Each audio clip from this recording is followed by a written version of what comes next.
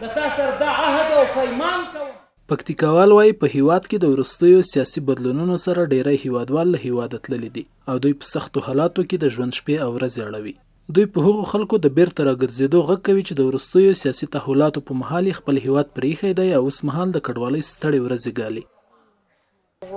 مهاجرو افغانانو ته چې هجرت یې کړی ده او وطن یې پرېښی ده، یغو ته ټوله ته زموږ پیغام دا ده چې وطن کې الحمدلله امن ده، امان ده، خوشحالي ده. راسئ دغه وطن ته، دغه وطن به په ګډه آبادوو.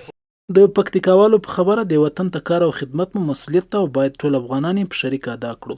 دوی وایي د اسلامي امارت په راتلو سره په هیواد کې د سولې او پخلاینې وخت راغلی او هر څوک کولی شي د ژوند خوښۍ په ارامه فضا کې ولمانځي.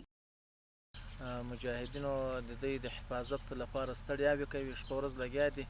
نو د موږ ټولو هیوادوالو ته دا هیله ده چې راسئ خپل هیواد کې خدمت وکړئ، خپل هیواد په مخ بوځئ، تر څو پورې به تاسې په پردو هیوادو کې یاستئ. په هغوی باندې موږ د یو افغان په صفت باندې زه دا غږ کوم چې بیرته راسئ، افغانستان ته راوګرځئ او دغه خپل ګډ کور دا باید په اتفاق او په اتحاد سره جوړ کړو او یو پرمختللی افغانستان ولرو په آینده کې.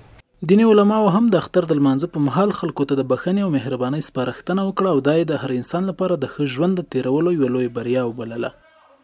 مسلمان خاصیت دا ده، مسلمان ته نظام اصول دا ټاکل شوي په اسلام کې، یو د بل په مهربان. زه به د تا خیال ساتم، ته به د ما خیال ساتي، زه به په تا مهربانه یم، ته به په ما مهربان. عزیزانو دا دین ټوله قرباني ده. څو میاشتې وړاندې د اسلامي امارت د مشر شیخ هیبت الله اخندزاده په فرمان د افغان شخصیتونو سره د اړیکو کمیسیون جوړ شو. تر دې مهاله یې ګڼ شمېر هیوادوال بیرته خپل هیواد ته راستانه شوي دي او لا یې لړۍ روانه ده.